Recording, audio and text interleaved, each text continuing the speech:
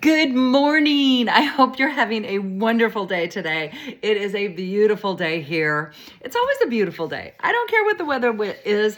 We are just having a great day because we're here and I'm going to share a word with you. But I'm going to do more than that. I am going to share a word with you from David Jeremiah's book, What God Promises You, 7 Truths That Will Change the Way You Live.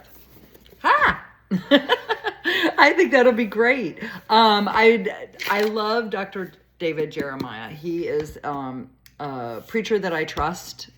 He speaks biblical truth. He is extremely learned. He is bases everything on scripture and is totally biblically based. So I really trust him. He's a prolific writer. He's written, hundreds of books, I think.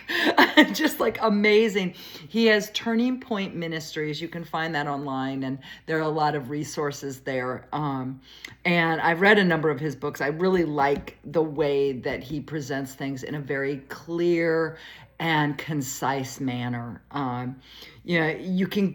It goes deep without going deep, if you know what I mean. So I like that. I like his style of writing. It's digestible and it's good stuff. So I wanted to share with you. I'm going to do a 7-part series. Losing papers there. Do a 7-part series of on this book. These are the 7 promises that God has for us. Now God has hundreds of promises, so don't get me wrong. These are not the only 7, but these are the 7 that Dr. David Jeremiah uses in this book, or proclaims in this book. So this is a great starting point. And I think it's important for us in this turbulent world that we live in to remind ourselves that God has promises for us. And so let me just quickly read what those promises are that Dr. David Jeremiah is going to be talking about. The first one is provision, forgiveness, peace, protection, purpose, relationship, and eternity. So those are wonderful promises. Like I said, there's many more, but those are the 7 that we're going to be talking about. I'm going to do a 7-part series. Today's number 1. This is the first in the series. I can't promise that they're going to all come out in a 7-day cycle, but I will get 7 videos made of these promises. So talking about today would be provision. That's the first promise, the promise that God does provide for us. And here Dr. David Jeremiah says, God provides for our material needs, our emotional needs, and our spiritual needs. So those are pretty all encompassing, I think. So I just love the way that he talks about. I thought this was really funny because he always brings up some study in his books. Dr.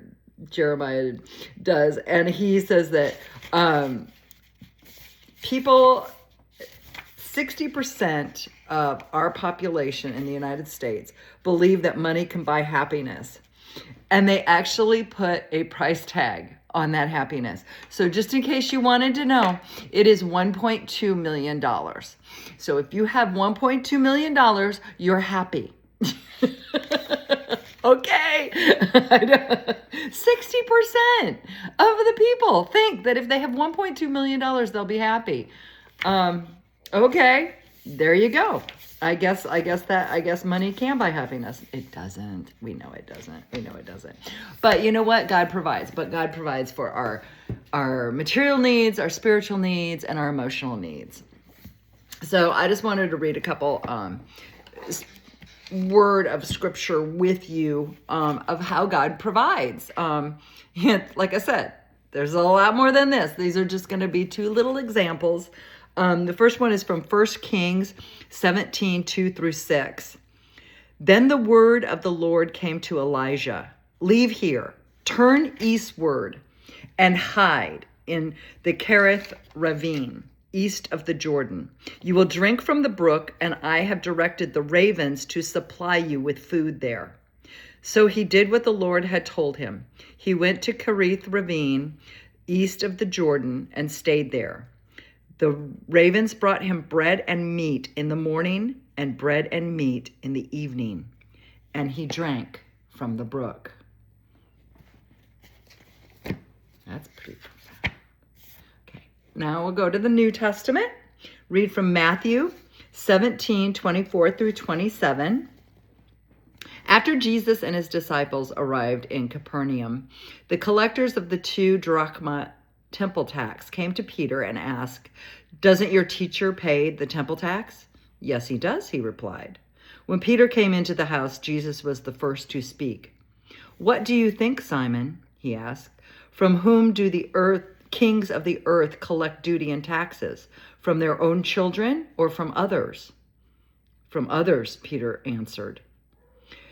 Jesus said to him, "Then the children are exempt. But so that we may not cause offense, go to the lake and throw out your line. Take the first fish you catch, open its mouth, and you will find a 4 drachma coin. Take it and give it to them for my tax and yours." I just love those pieces of scripture because they remind us that God does provide for us. So I am excited to look over the other promises that God provides for us in the book. And in his book, in both books. So I hope you have a wonderful day. I hope you can contemplate on those pieces of scripture and remember in your own life where God has provided for you. Take care. We'll talk soon. Bye-bye.